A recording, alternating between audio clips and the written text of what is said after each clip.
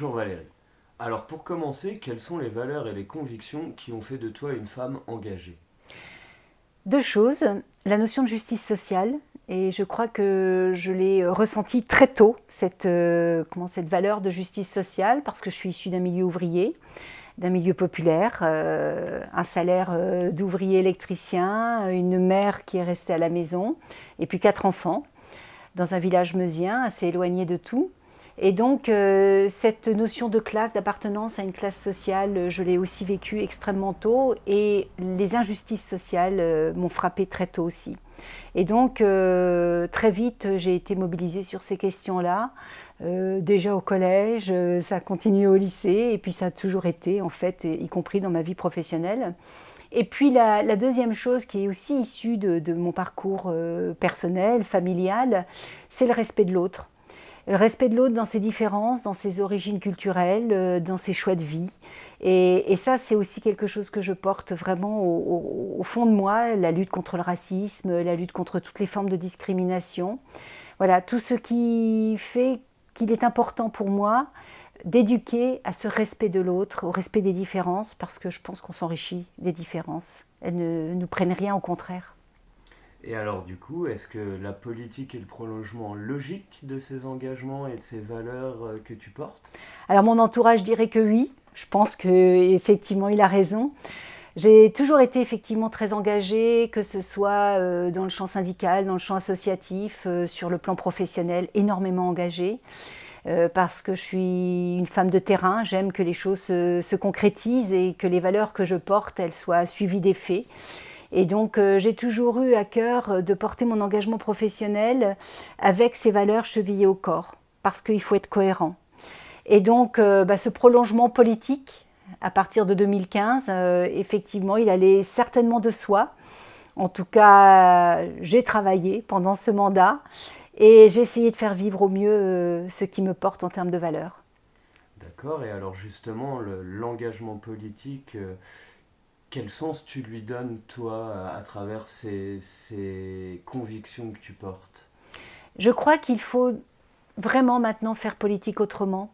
Il faut travailler davantage avec les habitants, davantage avec les associations, avec tous ces acteurs locaux qui font vraiment la richesse de nos espaces de vie. Moi, j'ai énormément appris durant ces 6 ans, mais même avant, dans le cadre de mon parcours professionnel.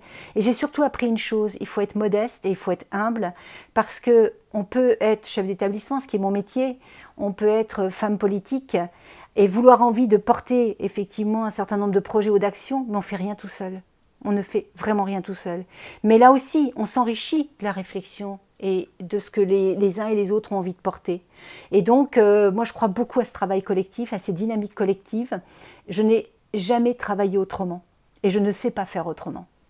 Alors l'aspect collectif est très, très intéressant et justement tu es né un 8 mars, date de la journée internationale des droits des femmes. Quelles sont les figures féminines qui ont particulièrement marqué ton parcours et enrichi tes convictions? Alors très tôt, ça peut paraître assez comique, je ne sais pas, mais en tout cas très tôt, c'est Louise Michel. Alors, je suis née dans un milieu communiste, cégétiste, et pour autant, j'avais un père qui restait dans une éducation assez traditionnelle. Et donc, très tôt, moi, je me suis révoltée contre cela. Je pense que le statut de ma mère, qui était femme au foyer, m'a aussi révoltée. J'ai fait partie des enfants, en tout cas, qui essayaient de pousser sa mère aussi à aller au travail, par exemple, c'est-à-dire qu'elle ait cette autonomie financière aussi.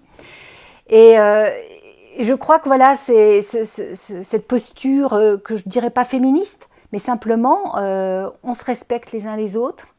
L'égalité, elle doit être partout. J'ai la chance aujourd'hui voilà, de vivre avec un homme qui est très respectueux du statut de la femme et qui est à mes côtés tout le temps. Et je crois d'ailleurs qu'en tant que femme politique, c'était important. Et donc, voilà, c'est encore un combat d'actualité.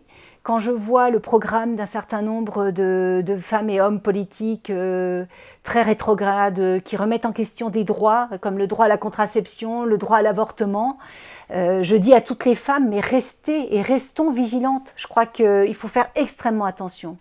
Et puis, je dois avouer que j'ai eu quand même un petit retour de féminisme depuis que je suis femme politique, parce que là aussi, il y a encore des combats à mener sur le respect des femmes en politique. Je crois qu'on a apporté beaucoup de choses à la vie politique et je le vois là aujourd'hui au niveau du conseil départemental, nous sommes à 50% de femmes et donc je crois que les hommes devraient être encore plus respectueux par rapport aux femmes en politique. Ce n'est pas toujours le cas. D'accord. Alors, tu évoquais aussi tout à l'heure ton métier de chef d'établissement scolaire, proviseur de lycée. Euh, Tu as des enfants, tu es mère de famille, et tu as toujours entretenu des rapports étroits avec les sujets en lien avec la jeunesse. Mm. Quel espoir tu portes pour cette jeune génération? Eh bien, je crois qu'il faut qu'on lui fasse davantage confiance. La jeunesse a beaucoup de choses à nous dire et beaucoup de choses à nous apprendre. Moi, ça fait des années que, effectivement, j'ai développé au sein de mes établissements scolaires des instances réellement participatives pour les collégiens d'une part et puis les lycéens ensuite. Et je n'ai jamais été déçue par les élèves. Jamais. Ils ont toujours des tas d'idées, ils sont aussi dans le concret. Et c'est toujours un vrai bonheur de pouvoir travailler avec la jeunesse. Alors moi, je lui fais confiance. Elle a raison, cette jeunesse, de nous bousculer. Par contre, mon inquiétude, c'est son rapport aux instances démocratiques. On est responsable, je dis nous les adultes, nous sommes responsables de la façon dont nous avons montré comment faire politique, etc. Voilà, la vie politique, elle est mal vécue par la jeunesse ne lui fait pas forcément confiance. Là, on doit être au rendez-vous, parce que la démocratie, sinon, elle sera en danger. Et moi, je compte sur la jeunesse pour la renouveler, et je lui fais là encore totalement confiance. Alors, on va parler un petit peu maintenant de choses un petit peu plus personnelles, vraiment un petit peu moins politiques. Et d'abord, une question que beaucoup de gens doivent se poser. Comment tu occupes tes rares moments, on imagine, de temps libre? Alors déjà, j'en ai vraiment pas beaucoup, d'autant plus que j'ai gardé mon métier de proviseur temporairement, le temps effectivement de ce rendez-vous démocratique des 20 et 27 juin prochains. Sinon, mon rare temps libre, je ne m'endors jamais sans un livre. Et donc, chaque soir, j'ai rendez-vous avec la lecture et ça, c'est important pour moi, ça me nourrit bien. Et puis, quand j'ai quand même un tout petit peu de temps, je m'occupe de mon jardin. Très bien. Et alors, puisque tu évoques un livre, quel est ton livre de chevet du moment? Alors, celui du moment, c'est Nancy Huston, L'Arbre de l'oubli. Et puis, le précédent qui m'a beaucoup marqué, c'est Vivre avec nos morts de Delphine Horviller, un livre extraordinaire que je recommande à chacun d'entre nous. Super. Alors, pour terminer, c'est peut-être un petit peu plus général, mais est-ce que tu aurais d'abord un coup de gueule à passer et ensuite un coup de cœur à partager? Ouais, et on va conclure sur le coup de cœur, c'est important. Le coup de gueule, oui, j'en ai un. Je crois que je ne supporte pas que l'on parle d'une façon simpliste aux habitants, à nos concitoyens. Je ne supporte plus.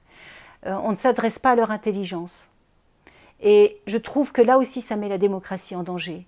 On donne à voir une vie politique qui est complètement réduite et qui a des dérives populistes, des dérives démagogiques. Et là, je trouve que c'est vraiment inadmissible. Et je suis fière, là, sur nos cantons, nos 23 cantons, nous avons des candidats qui parlent à l'intelligence des habitants de leur territoire. Et là, j'en suis vraiment très fière. Alors, c'est le début de mon coup de cœur. C'est-à-dire que quand je suis à la rencontre des habitants, et là, durant effectivement tout mon parcours, à la fois professionnel, mais aussi en tant que femme élue, j'ai rencontré des gens formidables.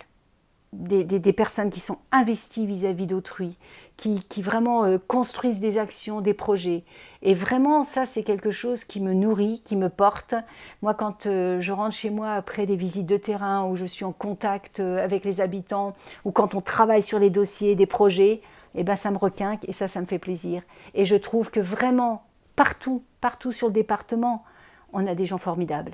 Et ça, c'est vraiment un vrai plaisir. Et on note, encore une fois, l'amour du collectif à travers cette Ah oui, réponse. complètement.